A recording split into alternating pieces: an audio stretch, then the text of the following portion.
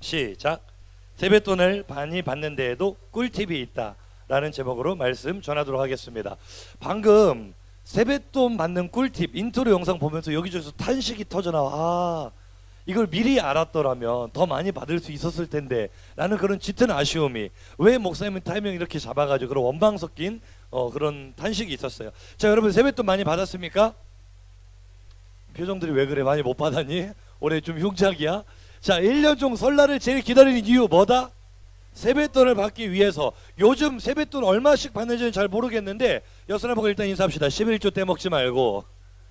목사님이 여러분의 11조 되는 걸 보면 대충 가늠을 하거든. 와, 빈부격차가 좀 심하기는 한데 요즘 이게 있더라고요. 세뱃돈 계급도. 세뱃돈 계급도 있습니다. 자, 내가 어디 속하는가 한번 보세요. 내가 2만 원까지 받았다면 천민입니다. 천민. 3만 원에서 5만 원 사이 받았으면 상민. 6만 원에서 10만 원 중인입니다. 중인. 11만 원 이상 있어요. 혹시 11만 원? 11만 원에서 20만 원까지 양반이고요. 21만 원 이상 받았다. 옆 사람 보고 인사합시다. 밥 사라. 아까 내가 보니까 스태프들한테 쭉 물어봤더니 우리 예언이가 세뱃돈을 40만 원 넘게 받았대. 야, 그래갖고 내가 예언이한테 괜히 친한 척하면서 내일 9배 가자 그랬더니 무슨 9배겨 막 이러면서 쳐다보더라고. 그러면 안 돼. 옆 사람 보고 다시 한번 인사합시다. 밥 사라. 아까 우리는 뭐 20만 원 40만 원 얘기하는데 어떤 친구 보니까 5천만 원 받았대. 세뱃만 원을 5천만 원. 깜짝 놀라가지고 5천만 원? 아, 저 5천만 원. 자, 세뱃돈을 많이 받는 꿀팁 보니까 그럴듯해요, 안 그래? 안 그럴듯해요? 그럴듯하죠. 세배도 제대로 하고, 어떤 사람은 애교를 부려야 된다, 어떤 사람은 돈 많은 친척들을 집중 공략해야 된다, 뭐 많은 꿀팁들이 있었어 인터넷에. 근데 내가 인터넷 뉴스를 보다 보니까 진짜 꿀팁은 브루나이로 가야 돼. 브루나이. 브루나이로 우리가 이민을 가야 되는데, 다음 사진 한번 보여주세요. 이게 브루나이 국안인데요. 브루나이가 어디 있냐면 남아 그 어디지? 동남아. 말레이시아 위에 있는 조그마한 나라인데 국왕이요. 국민이 600만 명인데 국민 1인당 세뱃돈을 100만 원씩 쏩니다. 600만 명이니까 얼마야 세뱃돈이? 600억. 이걸 또 취재한 기자 이름이 장효원이야. 깜짝 놀래가지고 뭐지? 브루나이도 이민 가야 되나? 진짜 꿀팁 아닌가? 아니 진짜 이런 꿀팁 참 좋잖아요. 이번 설날에도 목사님이 엄청나게 카톡이 막 쏟아졌어요. 아, 목사님 새해 복 많이 받으세요. 새해 복 많이 받으세요 하더니 맨 마지막에 목사님 이제 세뱃돈하고 막 이런 거야. 그래갖고 무슨 세뱃돈, 세뱃돈 안 받았는데 이랬거든요. 그런데요, 와, 독한 애들이 있더라고. 세배를 카톡으로 하는 애들이 있었어요. 한번 보여주세요. 카톡에 이런 동영상이 왔어. 자, 하나, 둘, 셋. 목사님 새해 복 많이 받으세요. 뭐야? 와, 대단하지 않습니까, 여러분? 세배를 받았으니까 어떻게 세뱃돈을 줘야지. 나오세요. 이 두 명의 주인공 나오세요. 세뱃돈 주세요. 세뱃돈. 빨리 나와, 빨리. 설교해야 돼. 빨리 나와. 목사님이 준비해왔어. 세뱃돈. 얼마 전에 이따가 집에 가서 열어봐. 1,000만 원 넣었어요. 1,000만 원. 차렷 인사. 저쪽 보고 인사 들어가세요. 박수. 세뱃돈은 1,000만 원씩 넣었습니다. 들을 게 있는 자는 들을지어다. 자, 이거 진짜 꿀팁 아닙니까? 다음 설날부터 써먹지 마. 이제 안 해. 한번 했으니까. 아, 내가 이거 보면서 너무 신박해가지고, 이야, 이놈들 대단하다.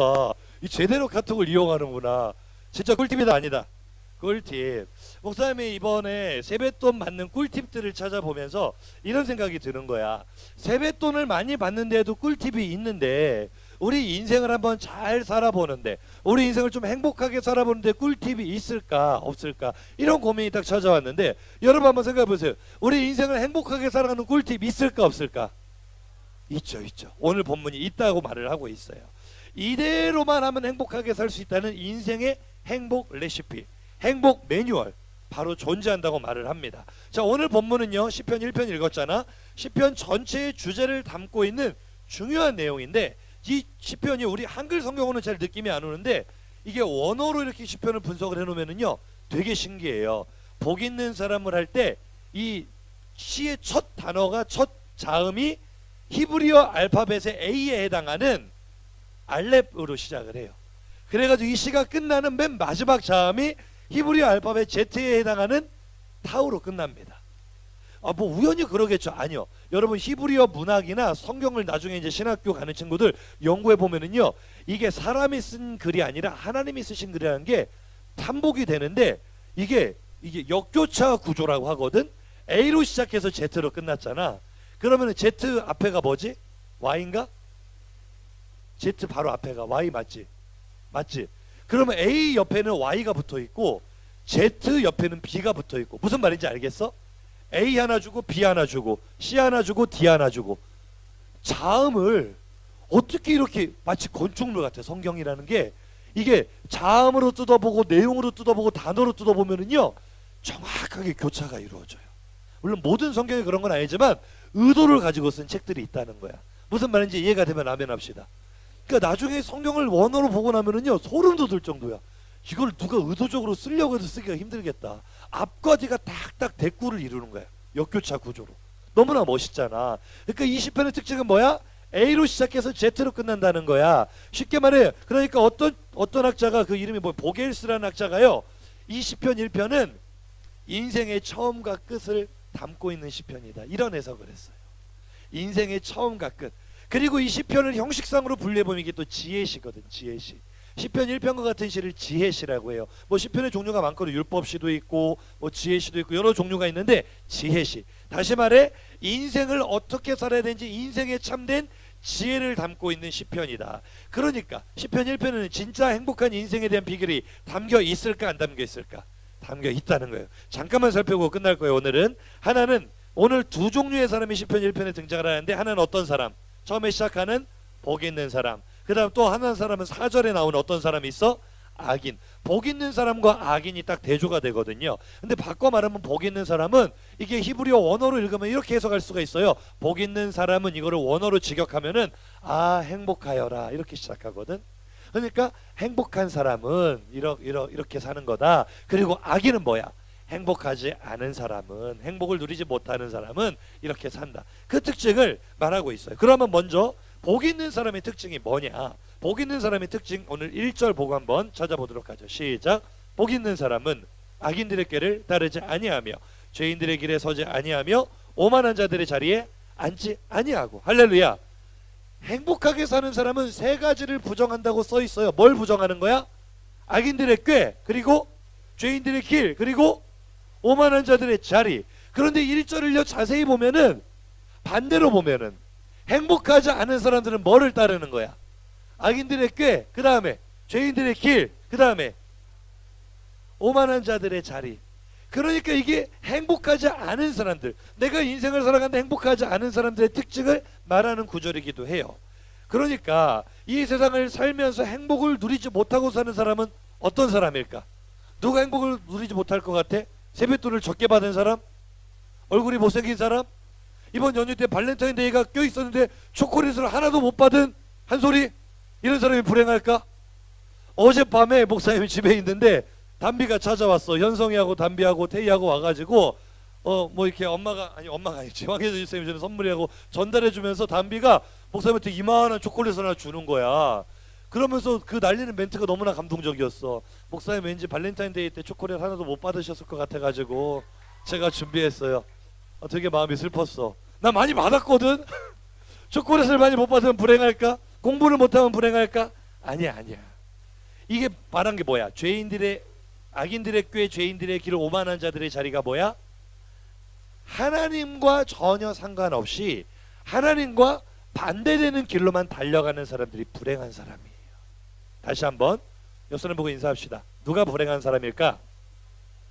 1학년들아, 목사님 보고 한번 따라하죠. 옆 사람 보고, 누가 불행한 사람일까? 하나님과 상관없이 하나님과 반대되는 길로 계속 달려가는 사람이 불행한 사람이야. 왜냐하면 보세요 여러분, 악인들의 꾀, 죄인들의 길, 오만한 자들의 자리가 말하는 것은 결국 하나님과 가까운 자리야, 하나님과 먼 자리야? 먼 자리거든. 보세요, 하나님은 사람을 만드실 때 사람을 어디 안에서 행복을 누리도록 만드셨어? 에덴 동산. 이게 하나님의 품 아니야. 물고기가 물을 떠나서는 행복하다, 불행하다? 불행한 것처럼 사람은 누구를 떠나면 불행해져? 하나님을 떠나면 불행해지는 거예요. 이해가 되면 아멘 합시다. 인간은 하나님 안에서만 행복을 누릴 수 있도록 만들어진 존재인데 죄 때문에 하나님을 잃어버리게 됐어. 그러니까 모든 사람은 기본적으로 행복하다, 불행하다. 불행한 거야. 왜? 우리 안에 누가 안 계시니까. 이제 예수님 오시기 전 얘기를 하는 거야. 하나님의 은혜를 깨닫기 전에 모든 사람은 그 안에 누가 안 계시니까. 하나님이 안 계시니까 행복할 수가 있다, 없다? 없어. 잘 봐봐 얘들아, 우리가 왜 열심히 공부하지? 왜 좋은 대학 좋은 직장을 가려고 하지? 거기 행복이 있다고 믿기 때문에 그러는 거야. 맞아요, 틀려요? 그런데 인생을 여러분보다 좀 더 많이 살아보신 지금 옆에 계신 선생님들, 여러분의 부모님, 목사님만 해도 안단 말이야. 아무리 많은 돈을 벌어도, 아무리 친구가 많아도, 아무리 많은 것들을 움켜쥐고 권력과 명예를 가져도 거기에는 행복이 있다, 없다? 모든 인생을 살아보는 수많은 사람들의 인생의 결론이 이거예요. 너무 허무하다. 너무너무 허무하고 공허하고 내가 무엇 때문에 이렇게 열심히 살았는지 모르겠다. 많은 걸 이루고 나면 행복할 줄 알았어요. 그런데 사람은 그런 것들을 가졌다고 해서 행복하다, 못 행복하다? 못 행복해. 그러니까 옆 사람에게 인사해줘. 좋은 대학이 너의 행복을 보장해주지 않아. 이거 잘 생각해야 돼요, 여러분.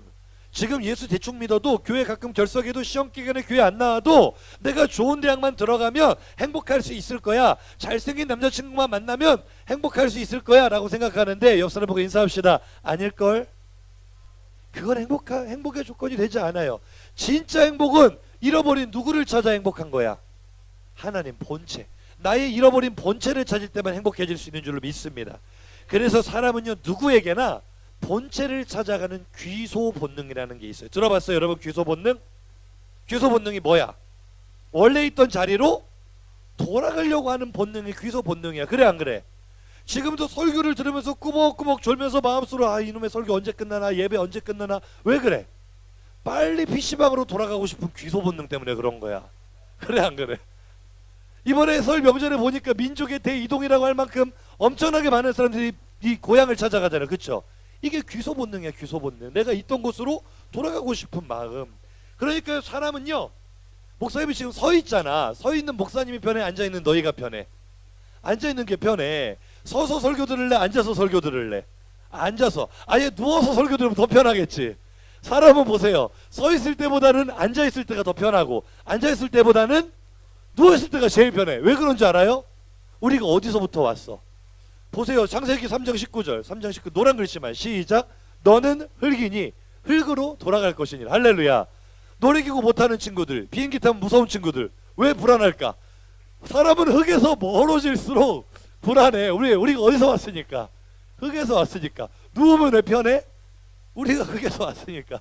이게 일종의 귀소 본능인데요, 이게 영적으로 의미가 있어요. 이건 약간의 우스갯소리일 수도 있지만 영적으로 보면은요, 사람은요, 누구나 잃어버린 본체를 찾으려고 하는 영적 귀소 본능을 가지고 있어요.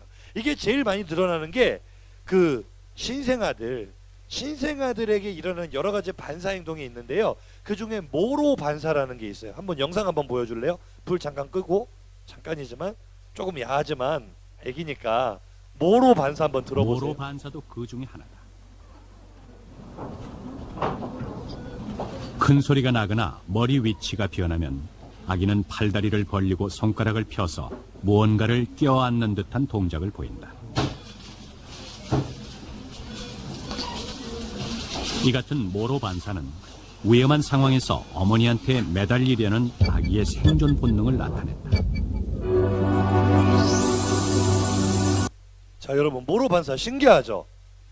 이거는 진짜 사람의 본능이에요. 머리 위치가 조금만 바뀌어도, 조금만 큰 소리가 나도 아이들이 어떻게 행동을 해? 팔을 벌려서 뭔가를 꽉 껴안으려는 이런 본능적인 행동을 한단 말이야. 이게 우리의 잃어버린 본체를 찾으려는 인간 속에 있는 본능이라는 거야. 이해가 되면 아멘 합시다. 영적으로 사람들이요, 다 마음속에 종교심이라는 게 있어요. 예수를 믿든 안 믿든, 종교를 가졌든 무교란 말을 하든 사람의 마음속에 종교심이 있는데, 왜냐? 하나님께서 사람의 마음에 영원을 사모하는 마음을 주셨어요. 전도서 3장 11절 한번 읽어볼까요? 시작. 하나님이 모든 것을 지으시되 때를 따라 아름답게 하셨고 또 사람들에게는 영원을 사모하는 마음을 주셨느니라. 할렐루야.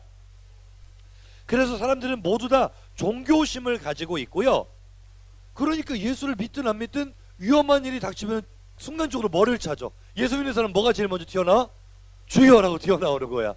나 근데 불교 다니는 사람들은 부처님하고 튀어나오는 건 아직 못 봤는데 본능적으로 뭔가 절대자를 찾는 종교심이 있단 말이야. 그런 것 같아, 아닌 것 같아요? 있어요. 여러분 중에 내가 예수를 믿는지 안 믿는지 좀 긴가민가하는 친구들이 있을 수도 있겠지만 그 마음속에 종교심이 있다는 건 부인하지 못할 겁니다. 그래서 그 종교심을 가진 사람들이 수많은 종교들을 만들어냈어요. 불교, 이슬람교, 힌두교, 원불교, 유교, 천주교, 거의 엄청나게 많은 종교를 만들어놨는데요. 여러분, 종교가 참 신기해요. 거의 모든 종교에는요, 고등 종교를 말하는 거죠. 무슨 뭐 샤머니즘, 토테니즘 이런 건 아니고, 이런 무슨 교 하는 이런 고등 종교에는요, 나름의 교리가 있고요, 경전이 있습니다. 경전. 우리로 말하면 경전은 성경. 불교의 경전은 뭐겠어? 불경. 이런 식으로 경전이 있어요. 그리고요, 기독교에만 기적이 나타나는 게 아니야. 마귀도 방언하게 할 수 있고요, 마귀도 기적 일으켜요. 그래서 거의 모든 종교는요, 표적과 이사도 나타날 수가 있어요. 기적 같은 일들이 일어날 수 있다고요. 그리고 종교에는요, 높은 수준의 도덕과 윤리도 있습니다. 신천지만 빼고. 신천지는 종교가 아니야. 그건 사이비 집단이야. 동서고금을 막론하고 거짓말을 조장하고 거짓말을 잘한다고 칭찬하는 종교는 없었어요. 그러니까 신천지는 유사 기독교도 아니고 기독교 이단이라고 말하기도 창피한 거고, 신천지는 무슨 불교나 유교나 다른 어떤 종교보다도 훨씬 더 하등한 윤리와 도덕이 없는 집단이니까. 이해가 되면 아멘 합시다. 지난번에 재훈이가 광주에 한번 갔다 온다 그래서 그럼 겨자씨 교회 가서 예배드리고 와라고 보냈더니, 겨자씨 교회 갔다가 목포로 오는 동안에 신천지 전단지를 이만큼을 받아가지고 왔어. 여러분, 광주로 학교 가는 친구들, 광주 자주 가는 친구들 조심해야 돼요. 광주는 거의 신천지 소굴이라고 보면 돼요. 자극적인 문구로, 오늘 이거 설교의 주제는 아닌데 자꾸 딴소리해서 미안한데요, 너무 중요하니까 말하는 거예요. 자극적인 문구로 강제 개종 목사가 신천지 신도를 고문하다가 죽였다. 이제는 이런 문구로 전단지를 주는데, 여러분, 강제 개종 목사라는 직업은 없어요. 그거 걔네들이 만든 이야기야. 강제 개종이 아니고 신천지에 빠진 사람들 우리가 구해야 돼요, 안 구해야 돼요? 구해야 되잖아. 가정도 모르고 부모도 모르고 가정 파괴되고 얼마나 불쌍해.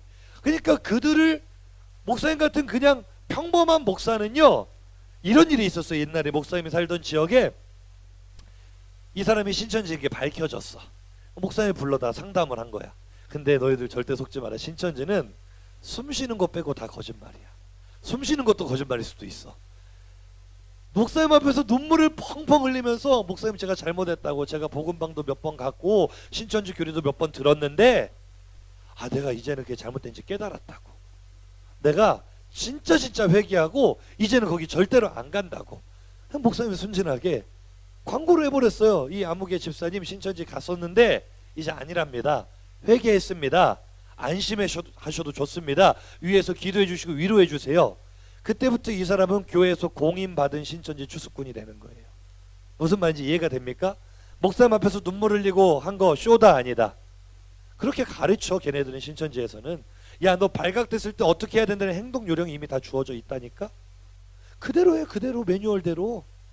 그럼 깜빡 속는 거예요. 그래서 그 신천지에 빠진 사람을 건져내는 방법은요, 다른 방법이 없어요. 이단 상담소에 보내야 돼. 그 이단 상담소는 주로 신천지에 깊이 빠져 있다가 그 이만희가 얼마나 사기꾼인가를 깨닫고 나온 사람들이거든요. 그러니까 신천지의 교리를 누구보다도 잘 아는 사람들이 이단 상담소에 있는 그 소장들이고 거기 있는 강사들이에요. 그 신현웅 목사님, 저번에 오셨던 그 신현웅 목사님은 목사님 신학대학원 선배야.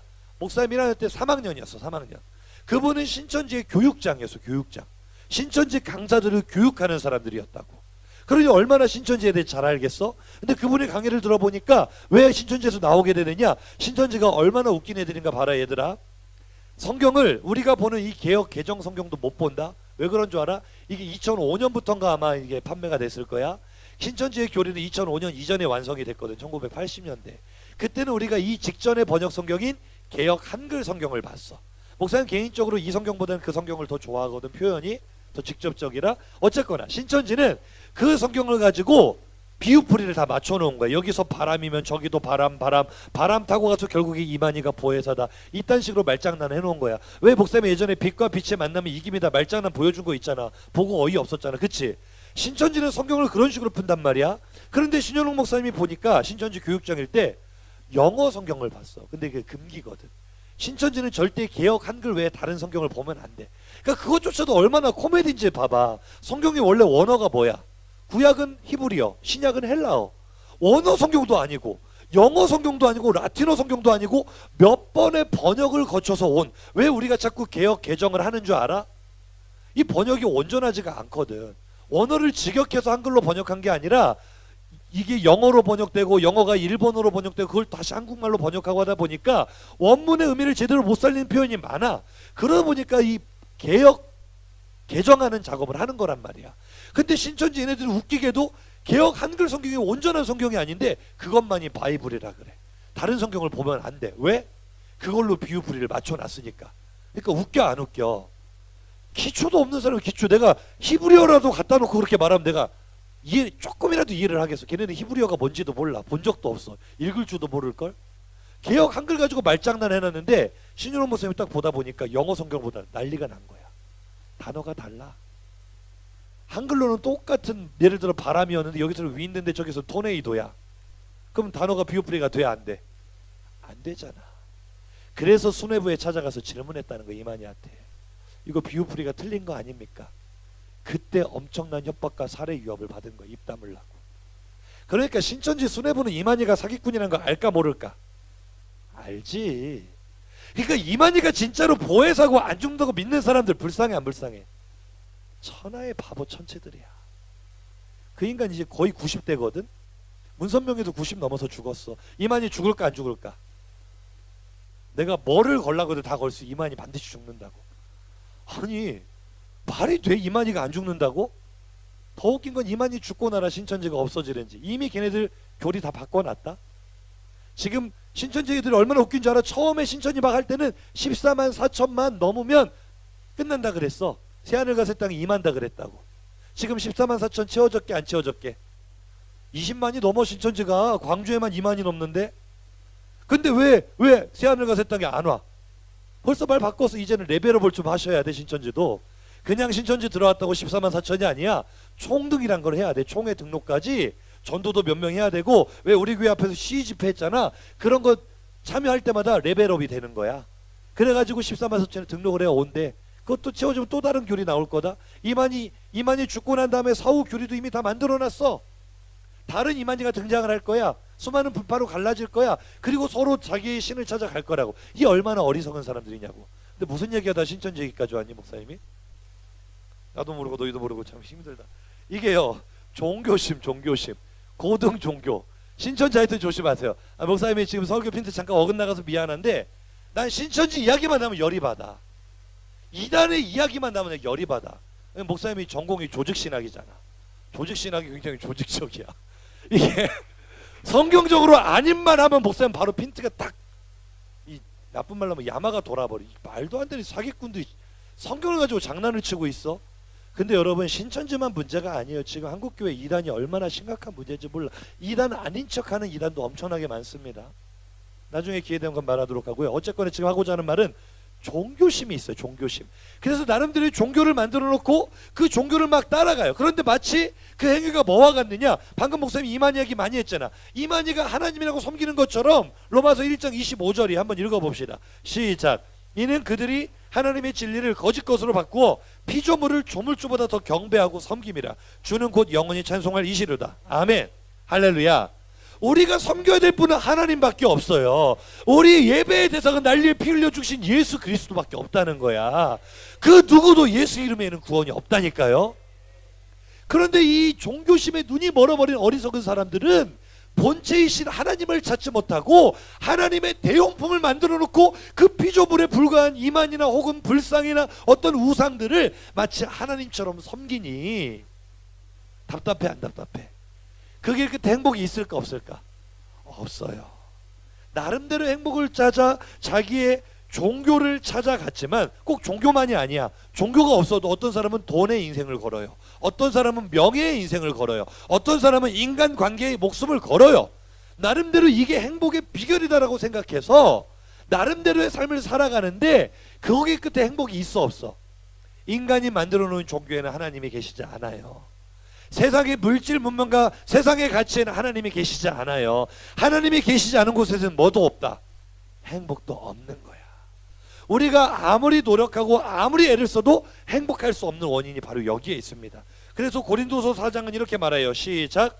그 중에 이 세상의 신이 믿지 아니하는 자들의 마음을 혼미하게 하여. 할렐루야.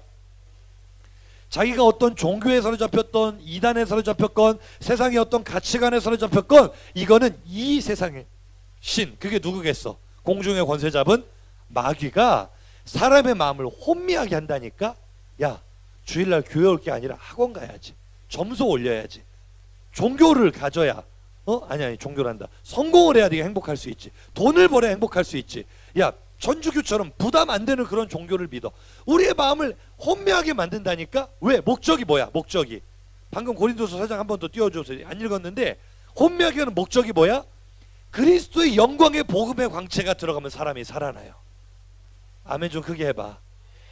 복음의 영광스러운 빛이 나에게 비춰오면은 내 인생이 행복해진다니까. 그렇게 되면 사탄의 왕국은 무너지게 돼요.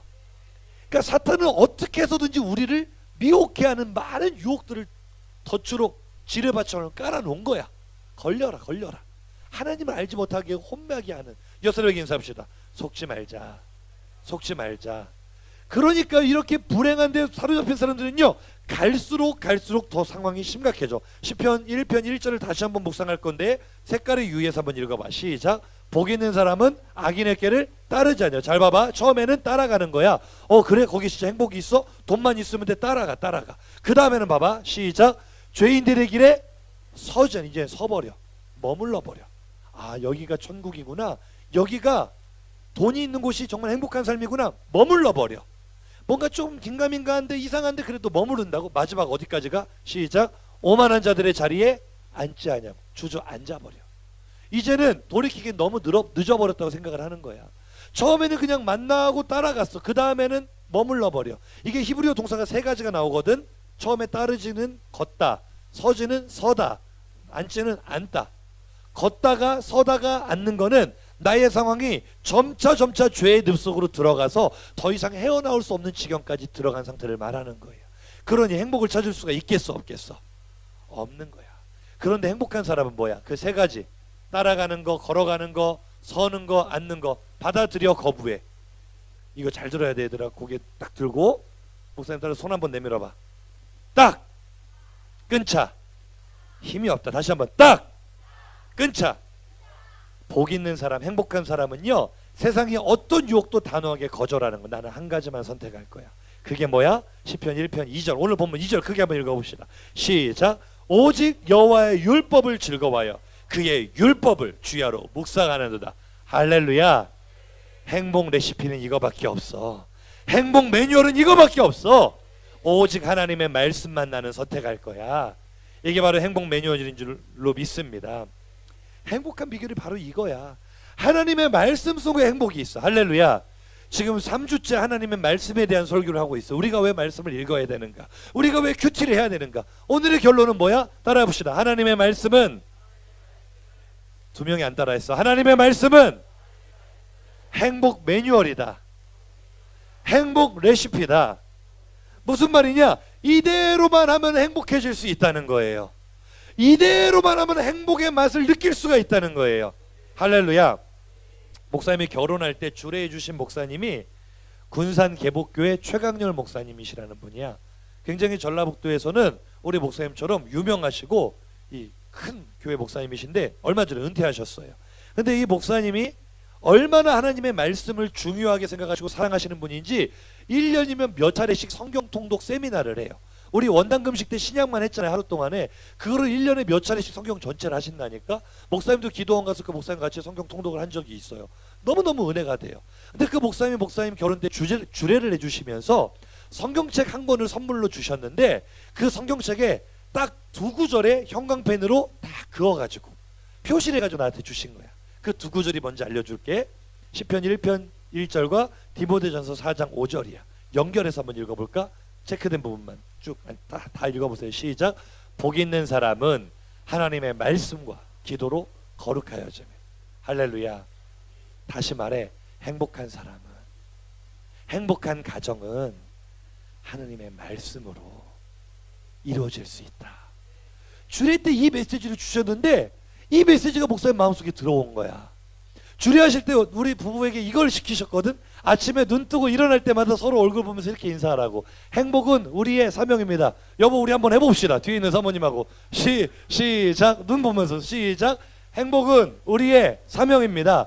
아침마다 이렇게 인사하라고 시키셨어. 그래서 목사님 집에 와본 친구들 알겠지만 들어올 때 그 조그마한 블랙보드가 하나 있거든. 목사님 신발장 위에. 거기 써 있어. 행복은 우리의 사명입니다. 근데 이게 구호만 외친다고 되는 게 아니야. 복 있는 사람은 하나님의 말씀과 기도로, 하나님의 말씀으로 행복한 가정이 이루어진다. 얘들아, 목사님하고 사모님이 벌써 결혼 10년 차거든. 믿어지지 않지만 결혼한 지 10년째야 벌써. 그런데 보면은 행복해 보여, 안 행복해 보여? 이제 막 결혼한 신혼부부 같아? 아니면 막 볼장 다 봐가지고 권태기 지나고 있는 그런 노부부 같아? 10년 차인데 아직도 신혼부부 같잖아. 그래 안 그래? 부러워 안 부러워? 아니, 목사님 스태프들한테 물어보니까 목사님을 부러워하는 게 아니라 목사님의 가정생활을 부러워하는 친구들 되게 많더라고. 나도 나중에 목사님처럼 그렇게 행복한 가정 살고 싶어요. 비결이 뭔지 가르쳐 줄게. 하나님의 말씀으로 거룩해진다니까. 하나님의 말씀으로 행복해진다니까. 진짜 이 말씀이 진리였어. 하나님의 말씀은 행복 매뉴얼이었어. 목사님이 그래도 부족하지만 하나님 말씀 묵상하면서 살잖아. 그래 안 그래? 사모님도 성경 읽겠어 안 읽겠어?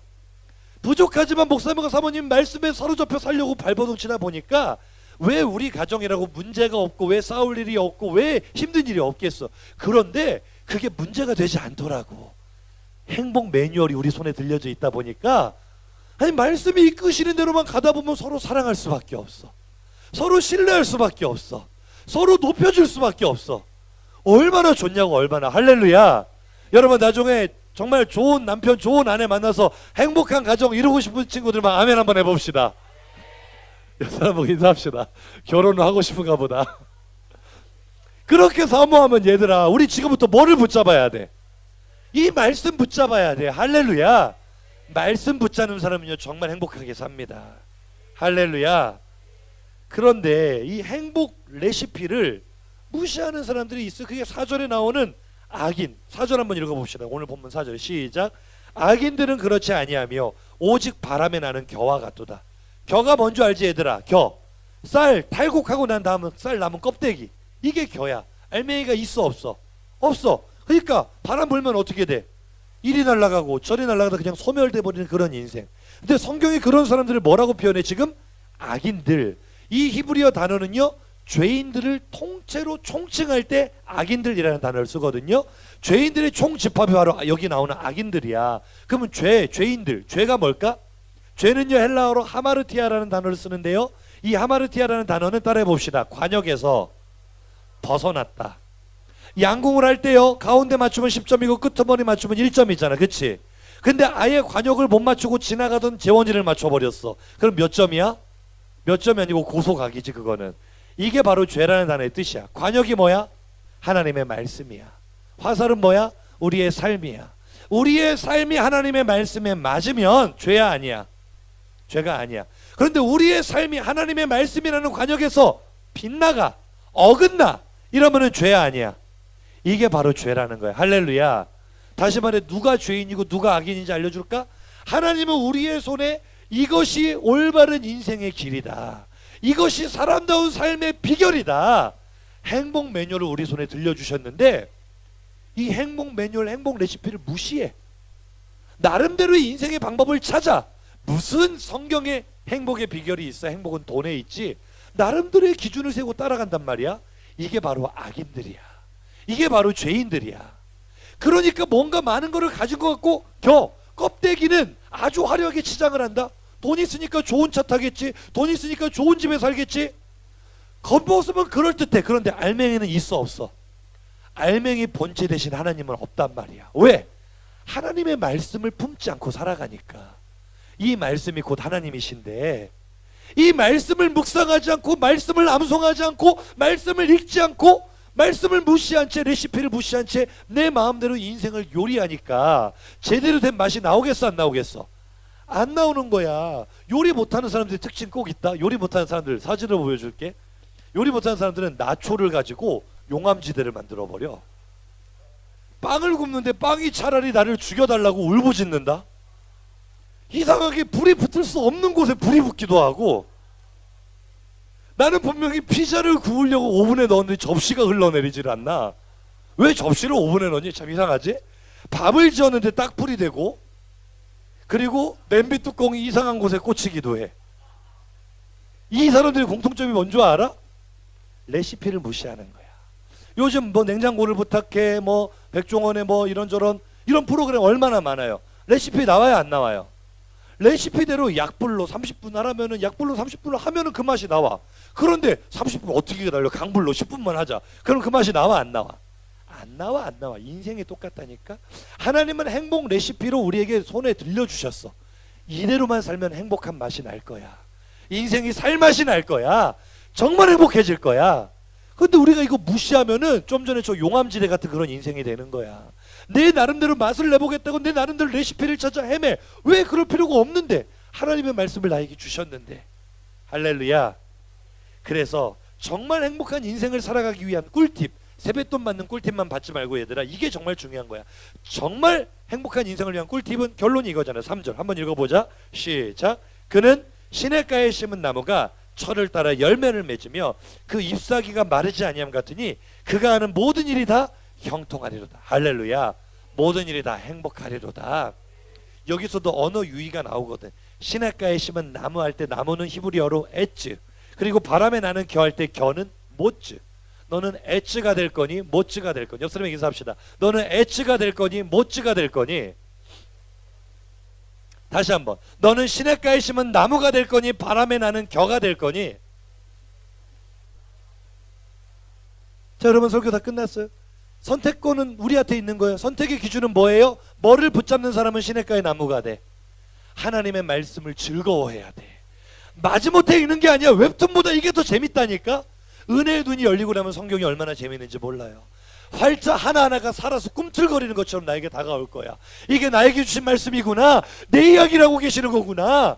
내 인생이 이 속에 담겨 있구나. 하나님의 말씀을 붙잡는 사람은 에츠, 시냇가에 심은 나무처럼 될 겁니다. 하지만 이 행복 레시피, 행복 메뉴를 무시해버리고 내 방법대로 나의 레시피대로 살아가겠다는 사람은 모츠, 바람에 나는 겨처럼 알맹이 없이 공허한 인생이 돼버릴 거예요. 어떤 인생이 되고 싶으세요, 여러분?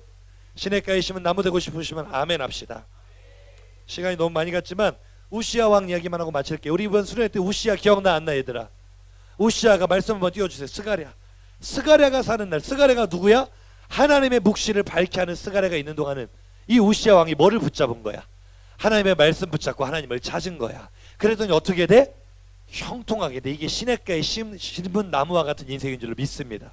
근데 똑같은 사람의 인생이지만 이 사람이 말년에 변하거든. 왜? 스가랴가 죽었어.